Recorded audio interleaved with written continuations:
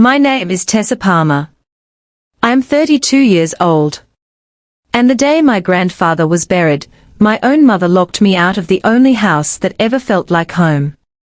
I was standing on his porch holding a cedar chest he'd built me when I was 10. The flowers on his casket hadn't even wilted. But the deadbolt was already new. Brass? Still shiny. My parents had changed it before the funeral programs were cold in the trash can. They thought they'd gotten everything. The house. The land. The bank accounts. Every piece of a life Harold Palmer spent 60 years building. They were already dividing it up like leftovers. What they didn't know was that my grandfather had spent the last 2 years of his life quietly building one final thing. He didn't build it out of cedar or pine. He built it out of paper and patience and a $20 million secret. And he built it for me. 7 days later, the phone rang. And everything I thought I knew about my own family came apart in my hands. If you've ever loved someone who saw you when no one else did, stay with me. Because the story I'm about to tell you is about money. But it's really about the price of being chosen. Drop a comment below telling me where you're watching from, and if you've ever felt invisible in your own family, hit that subscribe button before we go any further. You're going to want to be here for what comes next. Now let me take you back to where it started. Harold James Palmer built Palmer and Sons Construction from a single pickup truck and a set of borrowed hand tools. He was 22 when he framed his first house in the Shenandoah Valley. 25 when he hired his first crew. By the time he was 50, his company had built half the new homes between Staunton and Waynesboro. He sold the business at 72, but kept the land and the office. A cinder block building on Route 250, with his name painted over the door in letters he'd stenciled himself. I grew up in that office. Every summer, from age 14, I sat at the metal desk in the back room and balanced his books. Receipts for lumber. Invoices for concrete. The smell of sawdust clung to every surface. Sweet and warm. Like the man himself. Grandpa taught me to read a balance sheet the same way he taught me to measure a board. Twice. Carefully. Because mistakes cost money and trust costs more. When his Parkinson's diagnosis came, late stage, already progressing, I was the one who drove to his house every morning. I helped him eat. I read him the Staunton News Leader. I reconciled his accounts on his kitchen table while he dozed in the recliner. My parents were too busy. That's what they said. My mother Linda had her own reasons for staying away, but I didn't understand that yet. My father Robert showed up on Sundays sometimes and stood in the doorway like a man visiting a stranger. 3 years I did this. 3 years of feeding him soup and filing his taxes, and watching the strongest man I'd ever known shrink into his chair. The day before he died, he pressed his pocket watch into my hand. Sterling silver. Worn smooth. Keep time for me, kiddo. I've worn it in my jacket pocket every day since. The funeral was at First Methodist in Staunton. 200 people filled the pews. Old carpenters who'd worked Grandpa's crews. Neighbors. The woman from the hardware store who'd sold him nails for 40 years. I sat in the third row. Not the first. Linda had arranged the seating. She stood at the front in a black dress and her mother's pearls, accepting condolences like she'd earned them. Harold would have wanted us to stay strong, she told Mrs. Bowden, the neighbor who'd lived across the street from Grandpa for 31 years. Robert stood beside Linda. Gray suit. Gray face. Hands folded. He looked like a man attending his own sentencing. My cousin Derek drove in from Charlottesville in a rental car. New suit. Hair freshly cut.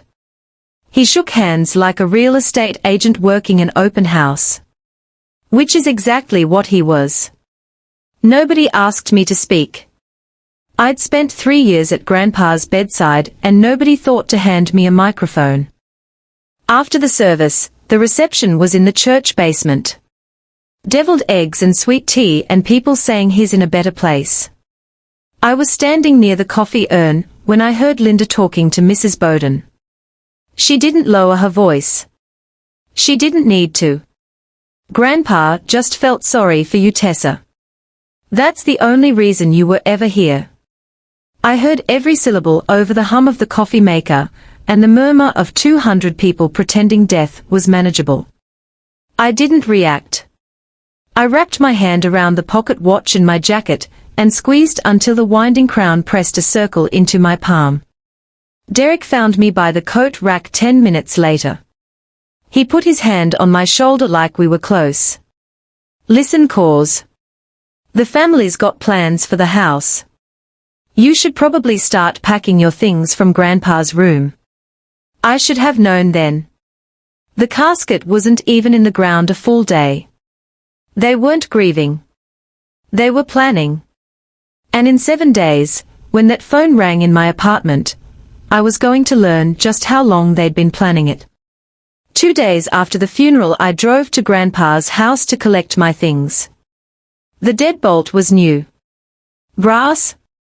Still shiny. Linda was standing on the porch with a cardboard box at her feet. I packed what's yours, she said. She smiled the way people smile when they are handing you a parking ticket. The box held a few changes of clothes. 2 paperbacks. My old college notebooks. And the cedar chest Grandpa had made me when I was 10.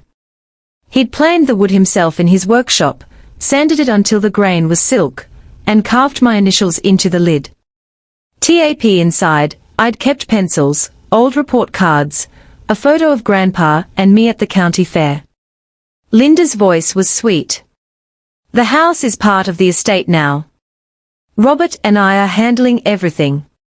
It's what your grandfather would have wanted. Behind the screen door, Robert stood holding a coffee mug. His hand trembled. Not from grief. From something else. Something I'd recognize later. He wouldn't look at me. Mrs. Bowden was across the street watering her hydrangeas. She stopped and watched. She didn't wave. She just stood there with the hose running. And I knew she saw everything. I picked up the box. Tucked the cedar chest under my arm. I'll need the rest of my things, I said. Linda tilted her head. There is no rest. I loaded the box into my Civic and drove 25 minutes east on Route 250, to my apartment in Harrisonburg. Apartment 3B. 600 square feet above a dry cleaner. The cedar chest rode on the passenger seat.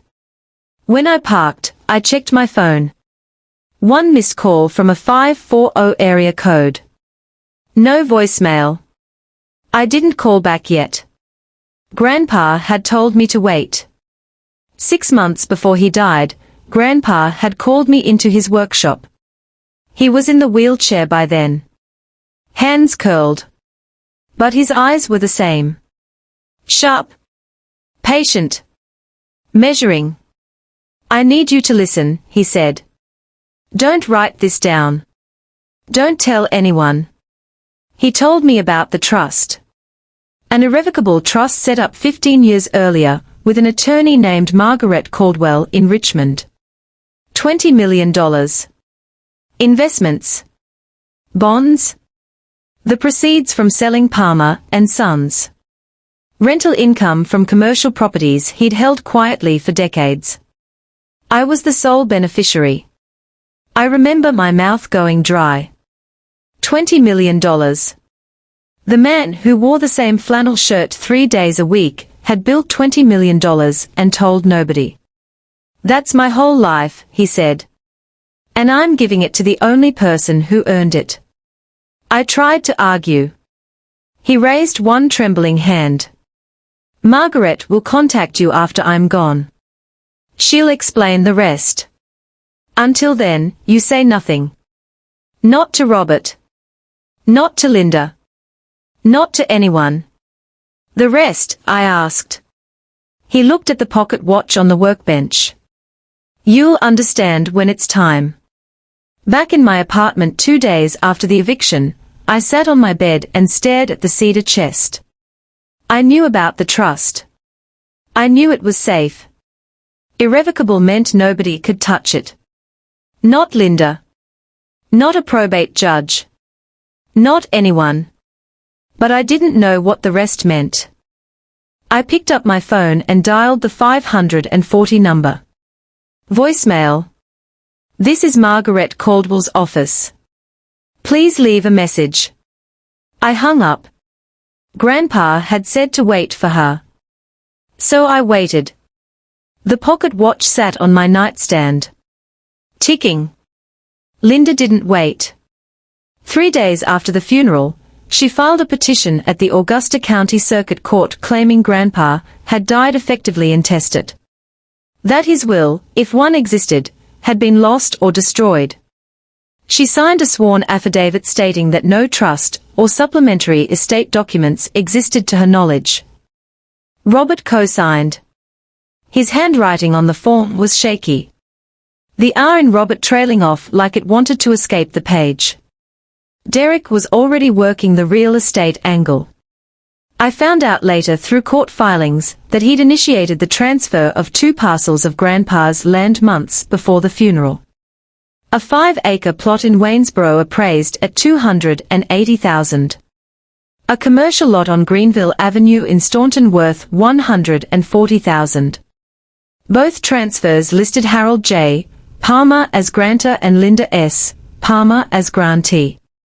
Notarized by a man named Kevin Rudd. Read that again. Months before the funeral. They hadn't started stealing after he died. They'd been stealing while he was still breathing. I learned about the probate filing from Mrs. Bowden. She called me on a Thursday evening. Her voice careful. Honey, I saw your mother at the courthouse today. She filed some papers. I thought you should know. I thanked her. Hung up. Sat at my kitchen table and pressed my palms flat on the surface. The CPA in me understood exactly what was happening. Every day Linda moved forward was a day assets disappeared into her name. I could have called a lawyer. I could have filed an objection. But Grandpa had said wait for Margaret. 5 days I sat with that. 5 days of watching the clock and trusting a dead man's instructions over my own professional instincts. On the 6th day, my phone rang. Area code 540. This time someone was on the other end. But before I tell you about that call, I need to take you back 1 year. Because I was about to discover that the funeral was not the beginning of this story. The funeral was the end of something that had already been happening under my nose for almost 2.5 years. 1 year before Grandpa died. I was sitting at his kitchen table. Laptop open. Reconciling his monthly accounts the way I'd done every month for 3 years. 2 charges caught my eye. $12,000 and $8,000. Both labeled Medicare Supplemental Processing Fee. I flagged them. Linda, what are these? She was standing at the counter, pouring iced tea like she belonged there. She didn't hesitate. Medicare reimbursement fees. The new supplemental plan has processing charges. I handled it with the billing office. I checked. There was a Medicare supplemental plan code that matched. The invoice formatting looked legitimate. Letterhead. Provider NPI number. Date of service. I let it go. That's the part one still think about at 3 in the morning. I let it go. 1 year later, sitting in my Harrisonburg apartment with 3 years of Grandpa's financial records on my laptop, I looked again. This time I sorted by description and filtered for the word processing. 17 charges across 18 months. 12,000 here. 8,000 there. 6,500, 9,200. The amounts varied just enough to look organic. The total was $167,000. No Medicare supplemental plan charges processing fees 17 times. Nobody does. Linda hadn't just lied to me once. She'd built a system. I pulled up the authorization forms for each charge. Every one carried Robert's signature. Clean. Steady. Nothing like the tremor I'd watched worsen over 3 years. The same hand that shook holding a coffee mug at the funeral had signed 6 figures worth of transfers without a single wobble. My phone rang. 540. I picked up before the second ring. Margaret Caldwell's voice was the kind of calm that comes from 30 years of delivering bad news in wood-paneled offices. Tessa. I'm sorry for the delay. Your grandfather instructed me to wait 7 days after his passing before contacting you. I have documents he prepared. We need to meet in person. Is this about the trust? I asked. The trust is the beginning, she said. There's more. She gave me an address in Richmond. A time. Tomorrow morning. 10 o'clock. I wrote it on the back of a grocery receipt, because my hands needed something to do. Margaret, I said. My mother filed a probate petition. She's claiming Grandpa died without a will. There was a pause. The kind of pause that tells you someone already knew. We'll discuss that tomorrow, she said. Bring the cedar chest. I set the phone down. The pocket watch was ticking on my nightstand. Steady. Like a heartbeat that didn't belong to anyone alive. I packed a bag.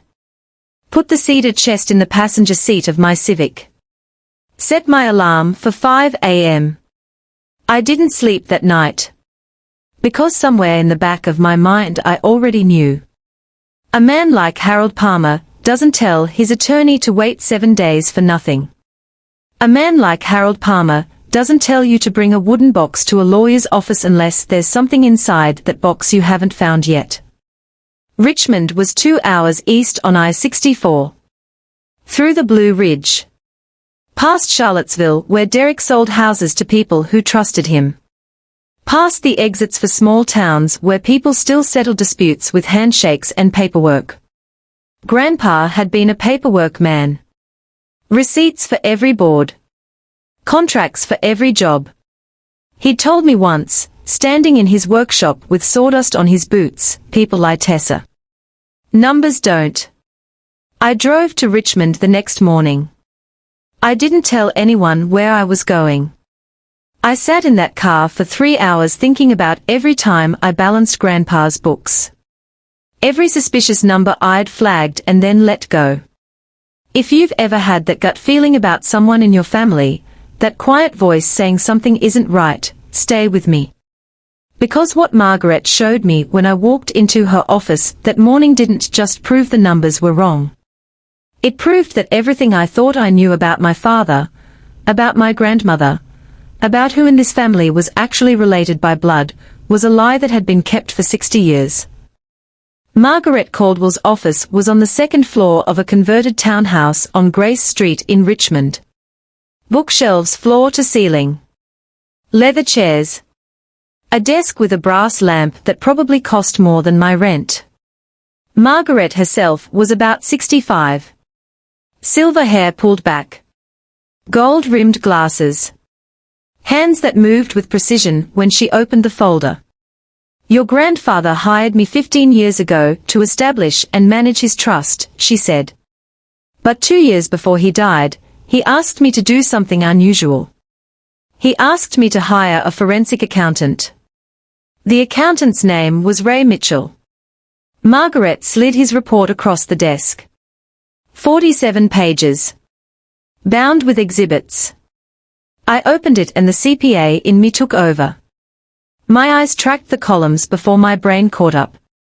Linda had moved $342,000 from Grandpa's personal accounts into 3 separate accounts over 28 months.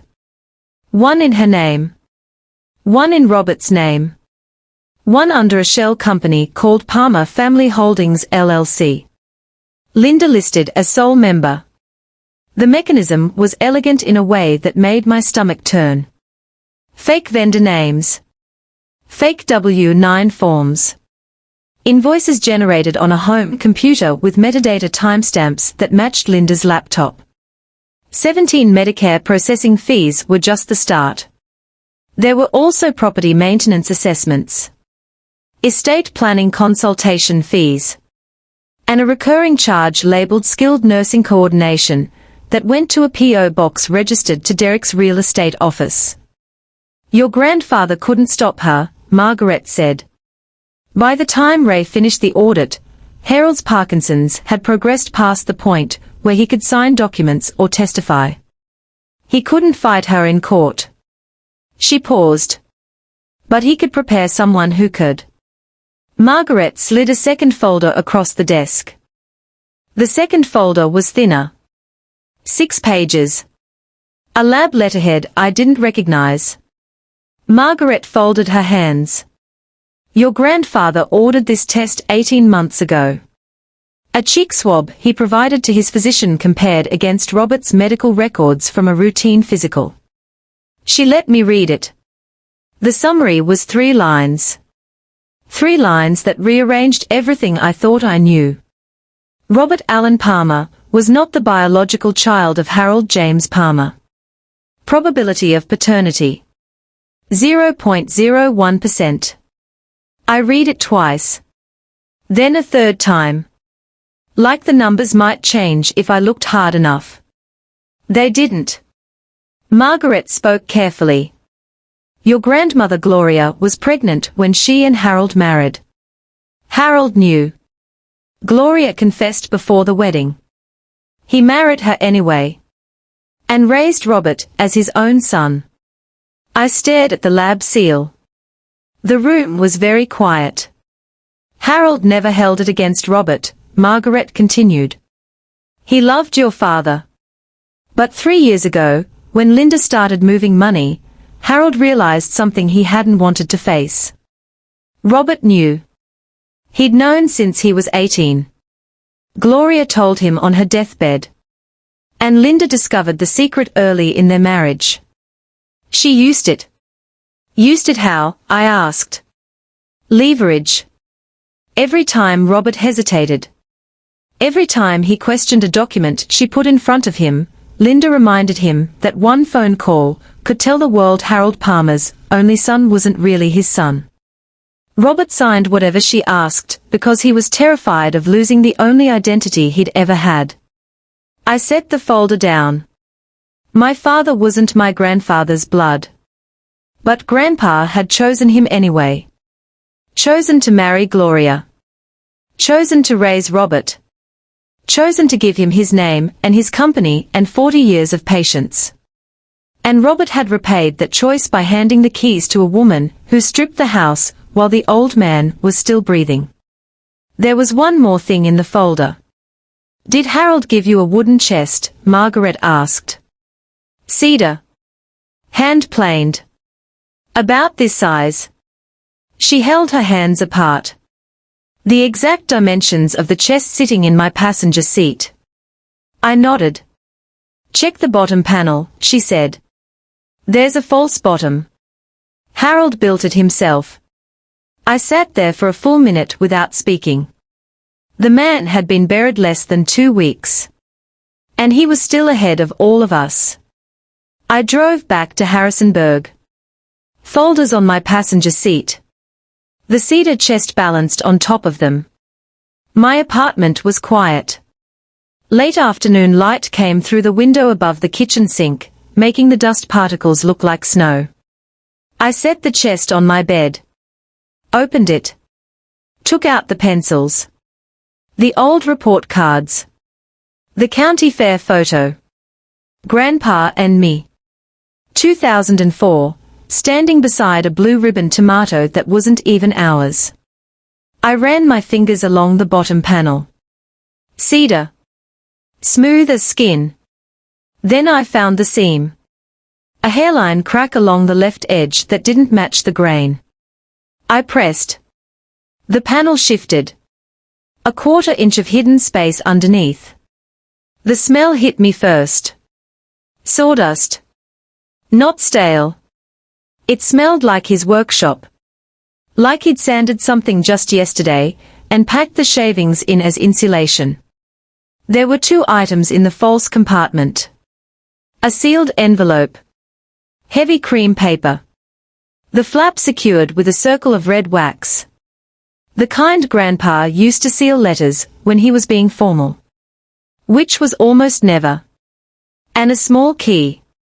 Brass. Unmarked. The kind that fits a safety deposit box. I broke the wax seal. Inside was a single sheet of paper in Grandpa's blocky handwriting. Bank of Clark County. Staunton Branch. Box 1147. Use the key. 4 lines. No explanation. Just instructions from a man who measured twice and never wasted a word. I held the key up to the light. It was warm from being inside the cedar. Grandpa had spent his whole life building things. Houses. Companies. A family that didn't deserve him. Even in death, he was still building. One layer at a time. And whatever was waiting in that safety deposit box was going to be the layer that ended Linda for good. But she wasn't going to let me get there without a fight. Linda didn't slow down. While I was driving to Richmond and back, she filed a motion in Augusta County requesting the court freeze all known estate assets. Grandpa's house. The 2 parcels of land she'd already transferred into her name. And any bank accounts still listed under Harold J. Palmer. Derek submitted a sworn affidavit supporting the motion. As a licensed real estate professional and family member, I can confirm the property transfers reflected Harold Palmer's expressed wishes. Licensed. Professional. Family. He managed to be wrong about all 3. The summons arrived at my apartment by certified mail on a Friday. I had 30 days to respond or forfeit my right to contest. I called Margaret. They are moving fast. They have to, she said. The trust is irrevocable. Once the court sees it, their probate claim collapses. They are racing to liquidate before anyone looks closely. Then we need to look first. Margaret introduced me to Diana Walsh, an estate litigation attorney based in Staunton who specialized in probate disputes and fiduciary breach. Diana was in her 50s. Short hair. Reading glasses on a chain. The kind of woman who kept a legal pad within arm's reach at all times. We met at her office the following Monday. I brought everything. Ray Mitchell's forensic report. The DNA results. Harold's handwritten note from the cedar chest. And the key I hadn't used yet. Diana read the forensic report in 20 minutes. She took off her glasses. This isn't a family dispute, she said.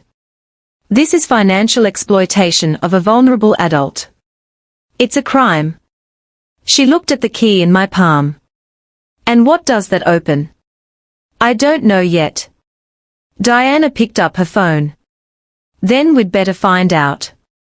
I took a leave of absence from the accounting firm. My boss Jan didn't ask questions. Family stuff. Take what you need. She'd watched me leave early for 3 years to drive to Grandpa's house. She understood. Diana filed subpoenas for bank records from People's Bank of Virginia. Grandpa's personal accounts. Linda's accounts. And Palmer Family Holdings LLC. The records arrived in 2 bankers' boxes. I carried them up to my apartment and spread them across the kitchen table like a crime scene. Which is exactly what they were. I sorted by date. Filtered by amount. Cross-referenced against the invoices in Ray Mitchell's report. The pattern was textbook structuring. Linda had broken her transfers into amounts just under $10,000 to avoid triggering currency transaction reports. 8,900 here. 9,700 there. 14 separate transactions below the reporting threshold. A different account each time. Total misappropriated through Harold's personal accounts. $342,000. Total routed through Palmer Family Holdings LLC. $78,000. Grand total. $420,000. That wasn't carelessness. That was architecture. I worked for 6 days straight.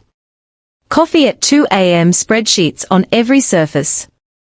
I mapped every dollar from origin to destination. Harold's account to fake vendor. Fake vendor to Linda's holding company. Holding company to personal checking. A closed loop with his signature forged on every authorization form. Diana called on the 6th night. Can you trace every dollar to a final deposit? Already done, I said. Then it's time to use that key. Bank of Clark County. Staunton branch. I walked in on a Tuesday morning with the brass key and my driver's license. The teller led me to the vault. Box 1147. The key fit clean. No resistance. No drama. I sat down in the private viewing room. Pulled the metal drawer toward me. And for a moment I just stared at it before I lifted the lid. Because whatever was in there, my grandfather had put there for a reason. And once I read it, I couldn't unread it. Inside the box was a thick manila envelope. And a thin layer of sawdust on the metal floor. Sawdust. He'd put it there on purpose. The envelope held 3 things. The original trust document. Notarized. Signed by 3 witnesses. Dated 15 years earlier when Grandpa could still swing a hammer. A certified copy of the DNA results. Chain of custody documented. And 4 pages of handwriting I would have recognized anywhere. Blocky capitals. The penmanship of a man who'd spent his life filling out work orders. Harold's letter. I closed the door. And I read it. He wrote about Gloria. About the day she told him Robert wasn't his. About marrying her anyway, because he'd already decided the kind of man he wanted to be. I knew the day he was born. Gloria told me before the wedding. I married her anyway. I raised Robert as my own. Not because I had to. Because I chose to. He wrote about Linda. About watching her charm his son. And then slowly, methodically dismantle the financial safeguards he'd spent decades building. About the Parkinson's that stole his ability to fight back. She's been taking from me for years. I could have stopped her earlier maybe. But I was afraid. Afraid that if I confronted Robert he'd have to choose between his wife and his father. So I chose for him. I chose to protect my granddaughter instead. Then the line I carry with me. Blood doesn't make you family. What you do when nobody's watching does. His final instruction was simple. Use everything in this box to protect what I built. Not for revenge. For truth. I folded the letter. Put it back in the envelope. At the bottom of the safety deposit box, the sawdust shavings caught the fluorescent light. They smelled like his workshop. Like every summer of my childhood. I sat in that room for 40 minutes. Then I drove home and got to work. The property transfers were public record. Augusta County Clerk's Office online portal. Free to search. I pulled the deeds for both parcels. The 5-acre plot in Waynesboro and the commercial lot on Greenville Avenue. Both listed Harold J. Palmer as grantor. Linda S. Palmer as grantee. Transfer dates. 4 months before Grandpa died. Notarized by Kevin Rudd. Notary Public. Commission number 784-3291. I searched Kevin Rudd. He worked at Whitfield Realty Group in Charlottesville. Derek's office.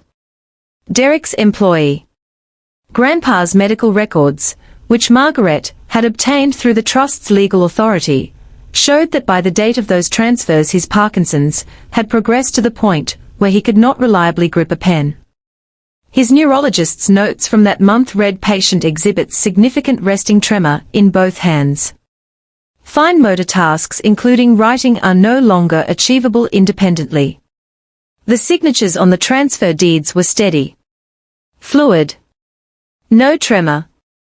Not the hands of a man with late-stage Parkinson's. Diana hired a forensic handwriting analyst.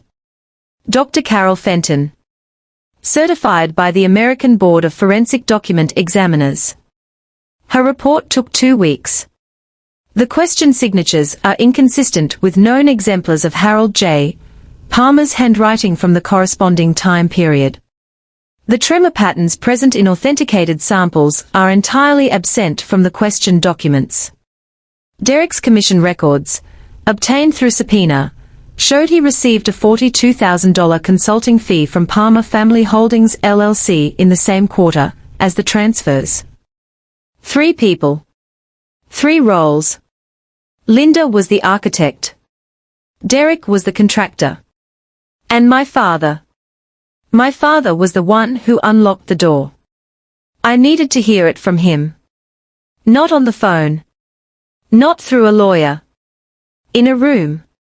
Face to face. I drove to Staunton on a Saturday. Not to the house. I had no reason to go there. I went to Palmer and Sons Construction. The old office on Route 250. The business had been sold years ago, but Grandpa kept the building. It was empty now. Locked. But Robert's truck was in the gravel lot. He was sitting inside the old office.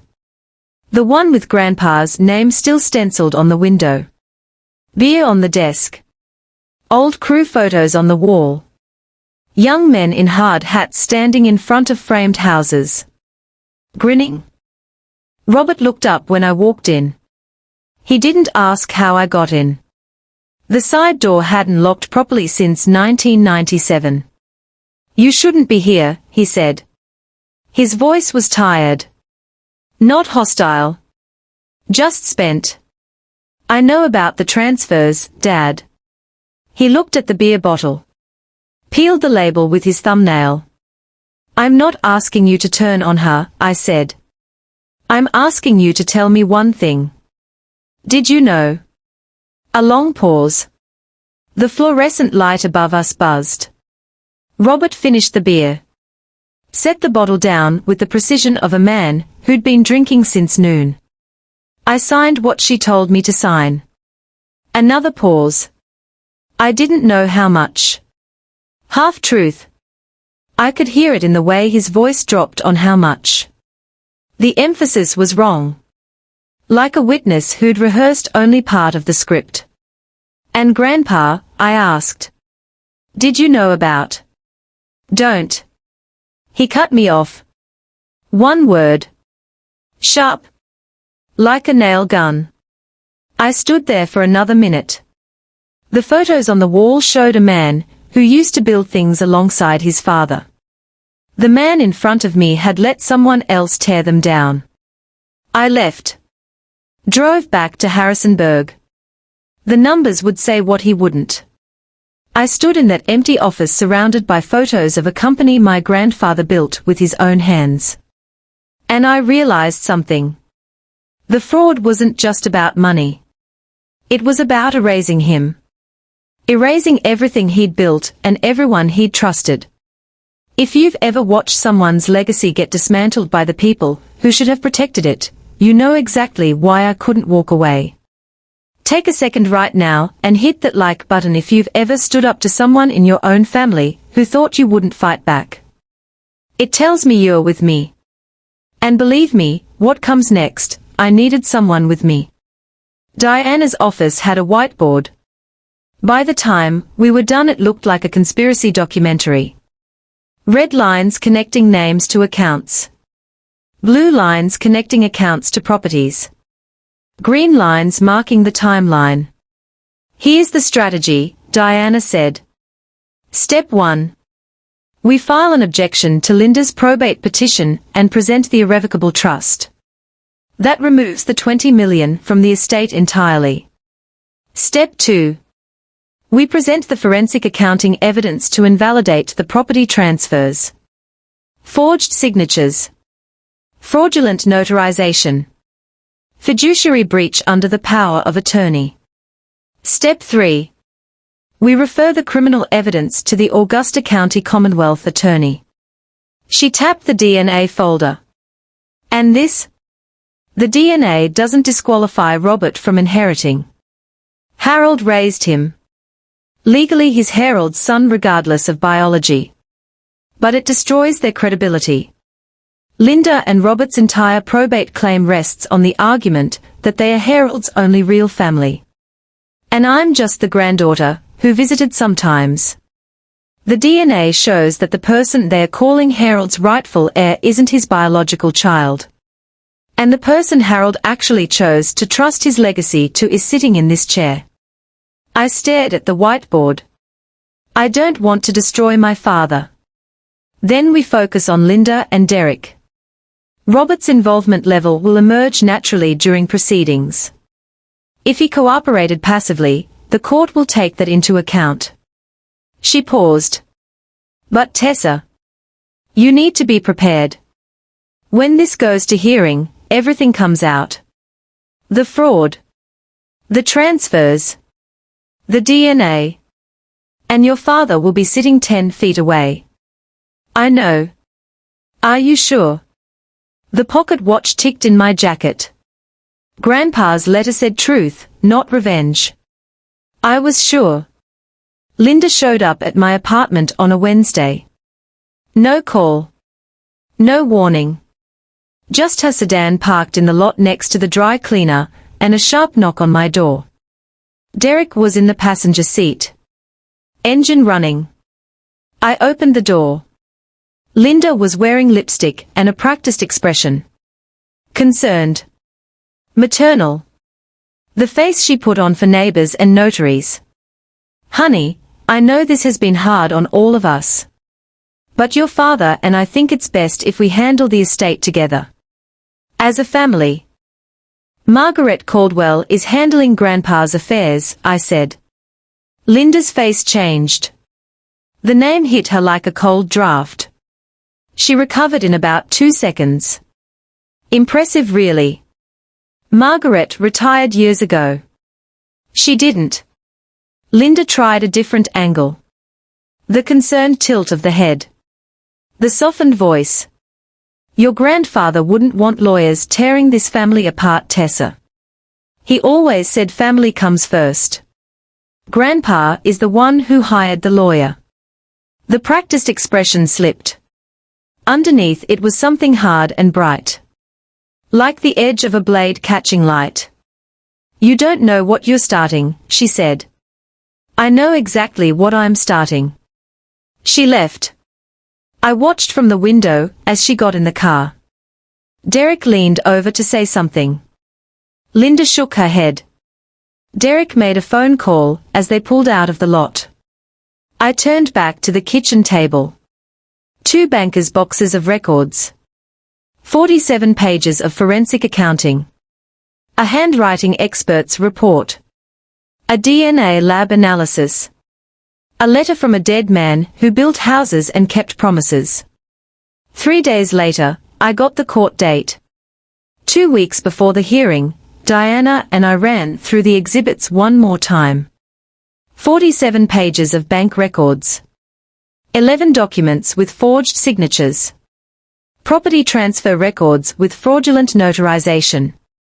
Fake W-9 forms with vendor names that didn't exist. Ray Mitchell's sworn affidavit detailing 28 months of structured transactions. Dr. Carol Fenton's handwriting analysis. Kevin Rudd's deposition.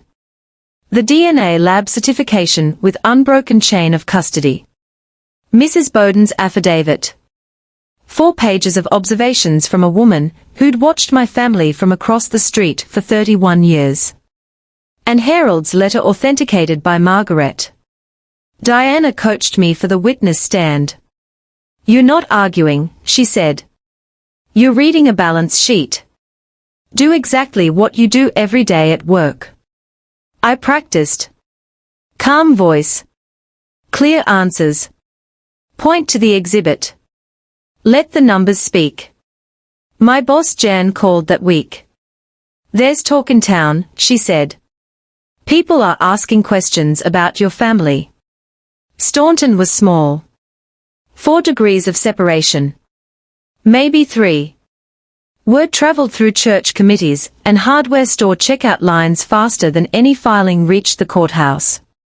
Linda had hired an attorney. Philip Brock. Local. Aggressive. Known for estate challenges.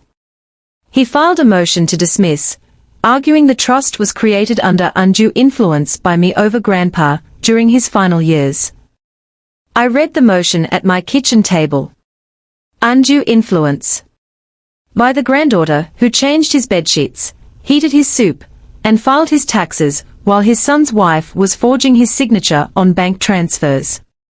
Diana said, "He's reaching." The trust was created 15 years ago, when Harold could still swing a hammer. A physician's letter confirms competency at every update. "Then let him reach," I said. Mrs. Bowden called me on a Sunday after church. "Honey, Linda's been telling people you're contesting your grandfather's wishes. That you're trying to steal the house out from under your own parents." I started to explain. "That's not." "I know it's not," she said. "I watched you drive to that house every single day for 3 years. Winter. Summer. That awful ice storm in February. I never once saw Linda." She paused. "But I did see her twice. Both times she came with file boxes and left without them. And once I saw your cousin Derek out there with a measuring tape walking the property line." Mrs. Bowden was 74. She'd been a school secretary for 30 years. The kind of woman who noticed when a child wore the same shirt 2 days running, or a parent signed the wrong name on a permission slip. She missed nothing.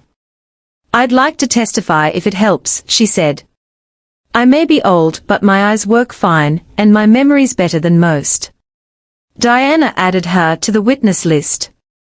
Character witness for the kind of caretaker I'd been. Timeline witness for the kind of activity Linda and Derek conducted at the house. 2 days later, Derek called me. First time we'd spoken since the funeral. Cause. "You really want to do this? Think about Uncle Robert. Think about what comes out." There it was. The threat. He thought I didn't know about the DNA. He thought it was leverage. That the fear of Robert's secret being exposed would make me fold. "I've thought about it," I said. I hung up. Derek had just played his last card. He didn't know I was holding the whole deck.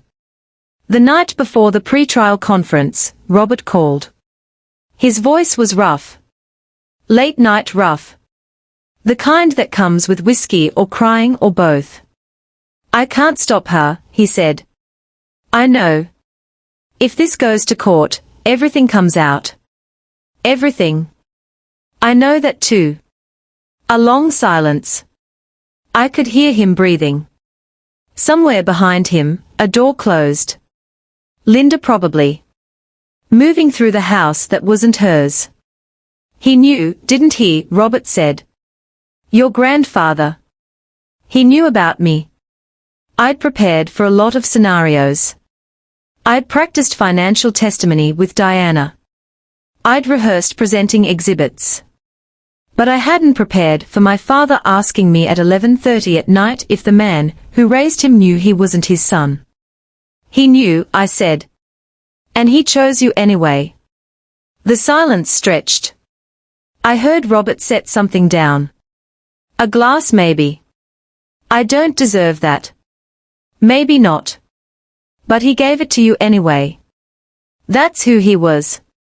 He hung up without promising anything. No commitment to testify. No commitment to stop Linda. Just the click of a deadline and the faint sound of his truck starting in the background. Which meant he was at the old office again. Drinking alone in a building with his father's name on the window. I sat on my bed in apartment 3B. The pocket watch on my nightstand ticked steady. I didn't sleep. I went over the numbers one more time. Not because I needed to. But because numbers were the thing I trusted. And people lately were not. The pre-trial conference was at 9 a.m. Whatever Robert chose, I'd be there. Augusta County Circuit Court. Courtroom 2. Judge Martha Hensley presiding. 50-ish, no nonsense. The kind of judge who read every filing before the hearing started. Philip Brock opened for Linda. He stood at the lectern with his sleeves rolled and his voice calibrated for sympathy.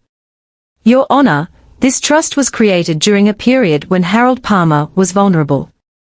His granddaughter Tessa Palmer was his sole caretaker and had unrestricted access to a man suffering from progressive Parkinson's disease. We believe the trust instrument reflects undue influence. Not Harold Palmer's genuine wishes. Diana stood. No dramatics. Your Honor. The trust was established 15 years ago, when Mr. Palmer was 70 years old. Fully competent. And still running a construction company. It was witnessed by 3 independent parties and notarized. It was updated once 2 years before Mr. Palmer's death, during a documented competency window confirmed by his primary care physician. We have the physician's letter. She held up the exhibit binder. We are prepared to present the original trust instrument along with evidence of extensive financial irregularities in the management of Mr. Palmer's estate by the petitioner. Judge Hensley looked at Brock. I'll need to see the original trust instrument at the evidentiary hearing. I'm also ordering both parties to provide full financial accounting of any estate assets they've accessed, transferred, or managed during the past 3 years. Brock hesitated. Behind him, Linda leaned forward and whispered urgently. Brock said, the petitioner would prefer to limit discovery to full accounting, Counselor. Both sides. Evidentiary hearing is set for October 14th. Linda's face when the judge ordered mutual accounting was the first crack I'd seen. Small. A tightening around the eyes. The jaw setting half a degree. But I recognized it.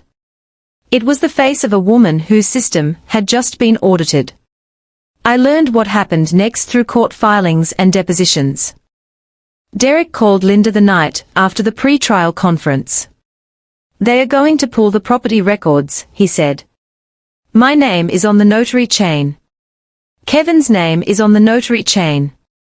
This isn't just a civil dispute anymore, Linda. Hold your nerve, she said. We'll say Harold authorized everything verbally. Verbal authorization from a man with Parkinson's who couldn't hold a pen. That's not going to fly. Kevin Rudd, the notary, Derek's buddy from the office, made his own phone call. Not to Derek. To a criminal defense attorney. Kevin's lawyer contacted Diana within 48 hours offering what lawyers call cooperation. Kevin would provide a sworn statement confirming that Derek had asked him to notarize the property transfer documents without Harold being present. In exchange, Kevin wanted assurance that the Commonwealth attorney would consider his cooperation when deciding charges. He's flipping, Diana told me. Derek's notary is going to testify that the signatures were forged. Derek drove to Staunton. I imagined the scene based on what Robert later described. Derek in the kitchen of Grandpa's house. Pacing. Linda at the counter. Robert at the table. You said this was simple, Derek said. In and out. Nobody gets hurt. Nobody was hurt, Linda said. We are family. That money was always supposed to be ours. Tessa's family too, Derek said. Linda picked up her coffee cup. Tessa is a bookkeeper with a grudge. Robert. Quietly from the table. She's our daughter. Linda didn't respond. She sipped her coffee and changed the subject to the hearing date, as if the word daughter was something she could schedule around. Diana's office. 1 week before the hearing. We did a final walk-through of every piece of evidence we planned to present.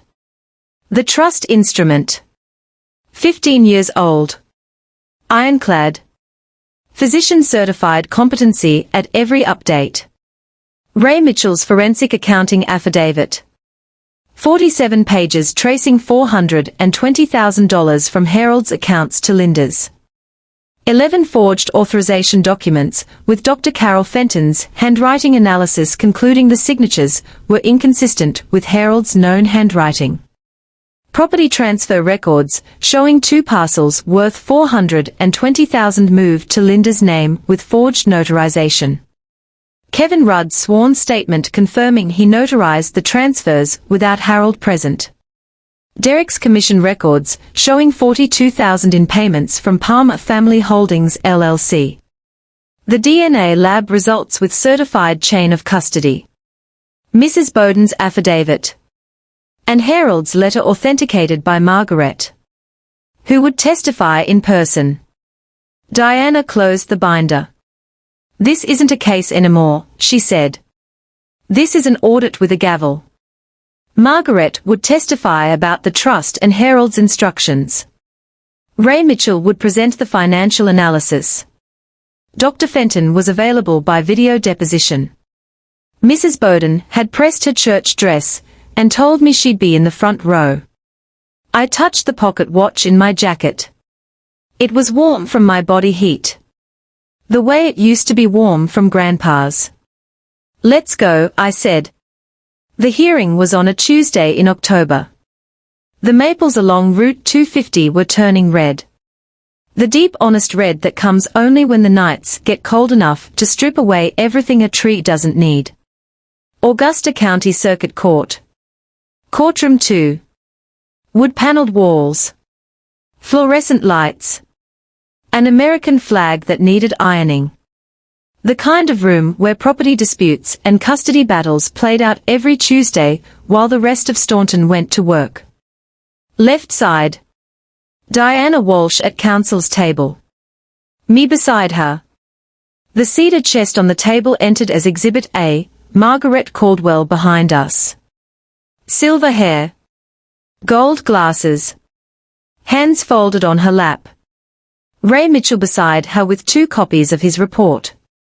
Right side. Philip Brock. Yellow legal pad. Pen clicking. Linda next to him in navy blue. Posture rigid. Pearls again. The same pearls from the funeral. As if reputation could be worn like jewelry. Robert at the end of the table. Grey face. He stared at the wood grain and didn't look up. Derek sat in the first row of the gallery, closest to the exit. His foot bounced. Mrs. Bowden was in the second row. Church dress. Bifocals. Sitting straight as a fence post. A reporter from the Staunton News Leader had a notebook open on her knee. 4 community members I recognized from Grandpa's funeral were scattered in the back rows. Not a packed courtroom. Intimate. Which made it worse for the people with something to hide. Judge Hensley entered. We stood. She Saturday. We Saturday. This is the evidentiary hearing in the matter of the estate of Harold James Palmer.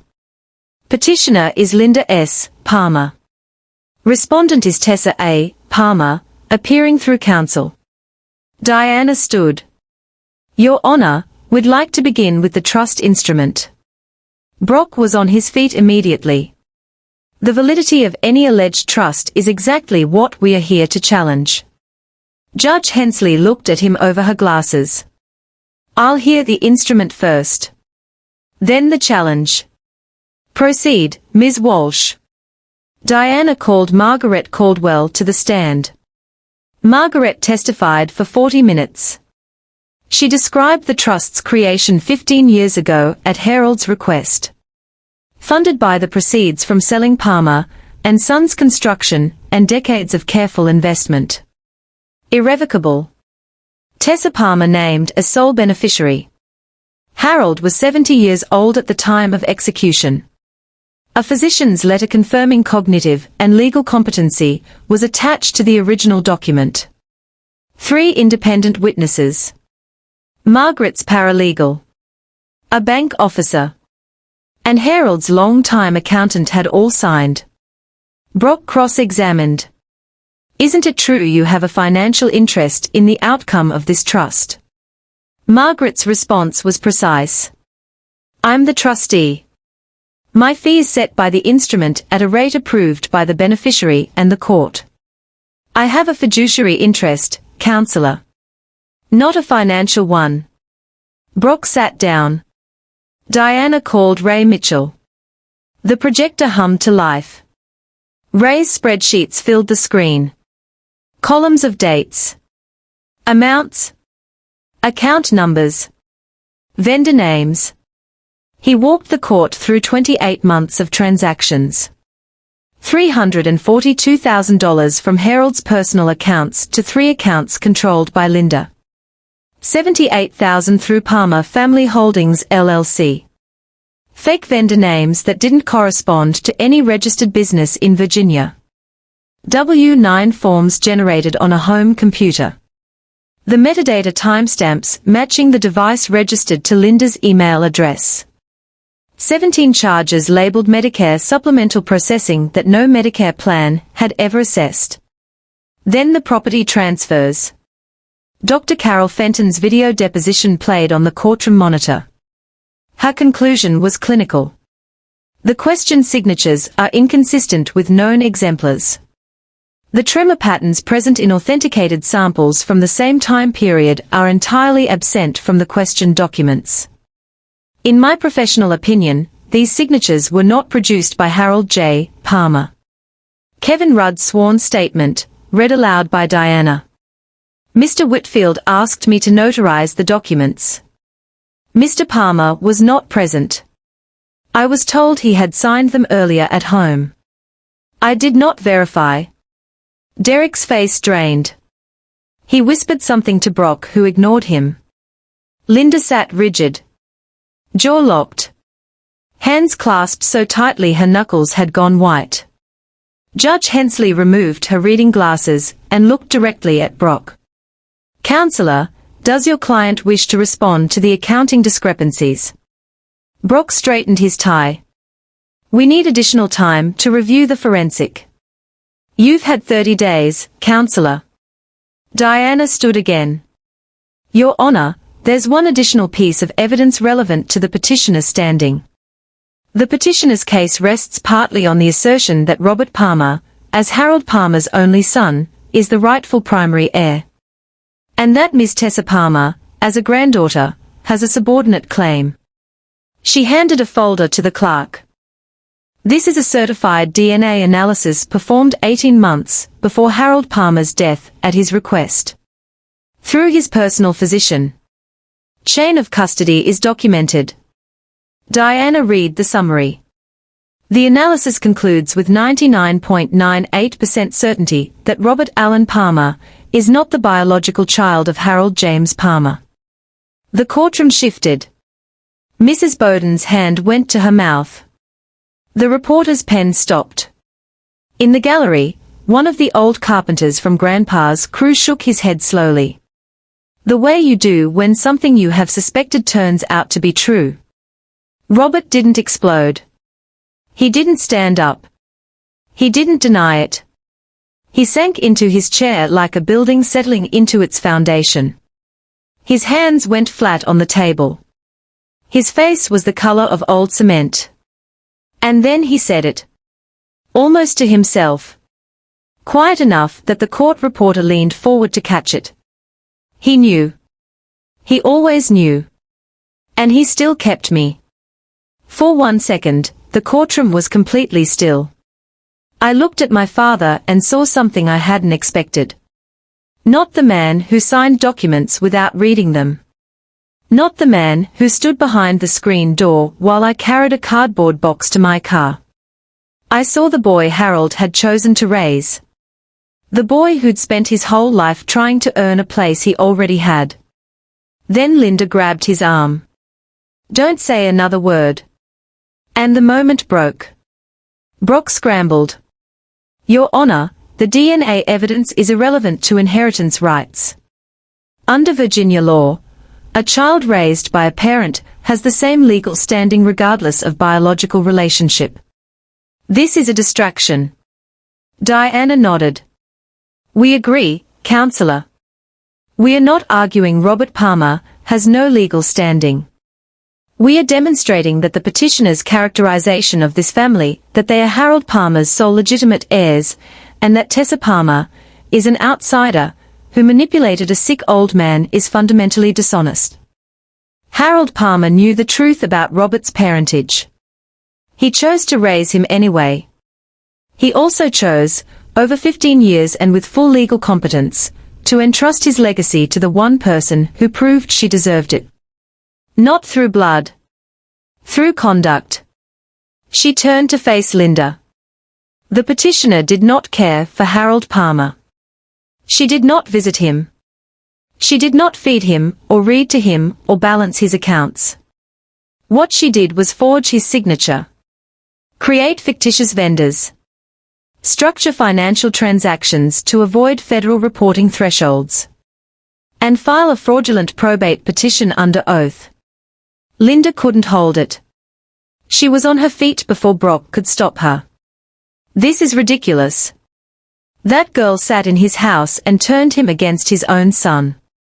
She's a bookkeeper. She doesn't deserve." "Mrs. Palmer, sit down," Judge Hensley said. Linda didn't sit. Her voice pitched higher. "She poisoned him against us. She took advantage of a sick old man who didn't know what he was." I spoke. I didn't raise my voice. I used the same tone I use when I'm reading audit findings to a client who already knows the numbers are bad. He didn't feel sorry for me. He felt sorry for you. Linda stopped. Her mouth opened. Nothing came out. The courtroom was silent except for the scratch of the reporter's pen and the pocket watch ticking against my ribs. Judge Hensley said, "Sit down, Mrs. Palmer. I won't ask again." Linda Saturday. Her hands were shaking. Not like Robert's. Not with grief or shame. With rage. The kind that comes when the story you've been telling yourself for 30 years gets read back to you by someone who checked the receipts. Judge Hensley issued her ruling from the bench. The irrevocable trust was valid. Established during documented competency. Properly witnessed. Legally binding. The property transfers were void. Forged signatures. Fraudulent notarization. Fiduciary breach. She ordered full restitution of all misappropriated funds. She referred the criminal evidence to the Augusta County Commonwealth Attorney's Office for investigation. Brock didn't appeal. Linda sat motionless while the ruling was read. Derek was already gone. He'd slipped out during the DNA testimony and hadn't come back. The hallway outside the courtroom smelled like floor wax and old radiators. I was walking toward the exit, the cedar chest under my arm, when I heard footsteps behind me. "Tessa." I stopped. Robert stood 3 feet away. His tie was loose. His eyes were red.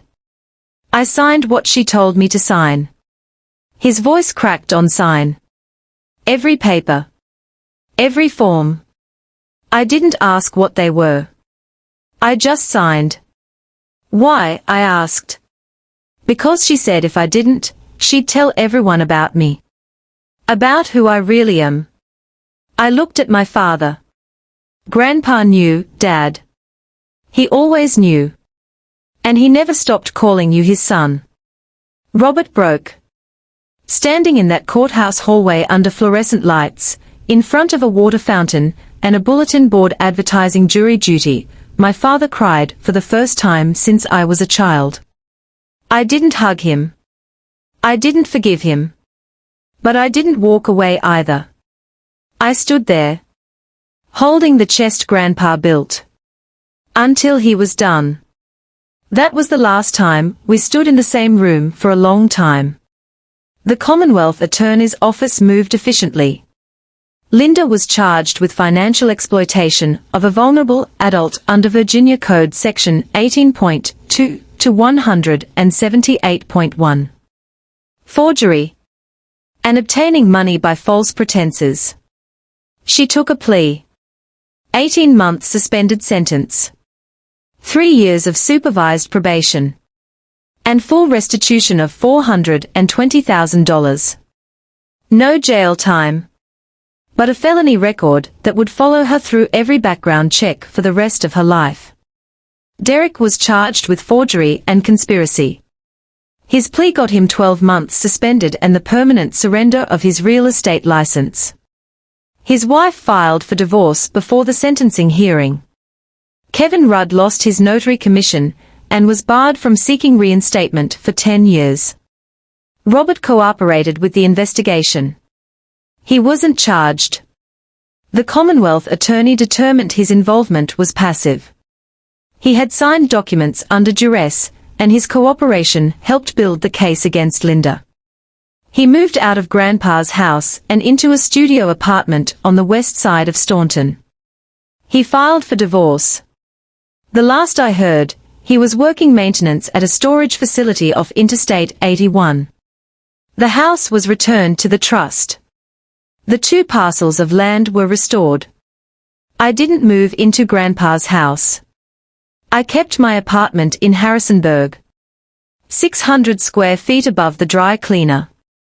The place that was mine before any of this started. 6 months after the hearing, I used a portion of the trust to establish the Harold Palmer Community Foundation. The mission was simple. Scholarships for trade school students in the Shenandoah Valley. Carpentry. Electrical. Plumbing. The work Grandpa believed in. The first class had 8 students. The foundation office was Grandpa's old workshop at the construction building on Route 250. I had it renovated. New wiring. New plumbing. Fresh paint on 3 walls. The 4th wall I left alone. Original wood paneling. Scuffed and stained. Still carrying the ghost of sawdust in its grain. Robert and I don't speak. It isn't forgiveness and it isn't punishment. It's distance. Some doors close quietly. Linda and I have a restraining order. Some doors need locks. Mrs. Bowden came to the foundation opening. She brought a lattice-top peach pie and wore the same church dress she'd worn to the hearing. She stood in the workshop, looked at the 8 students sitting in folding chairs, and said, "Your grandfather would be proud."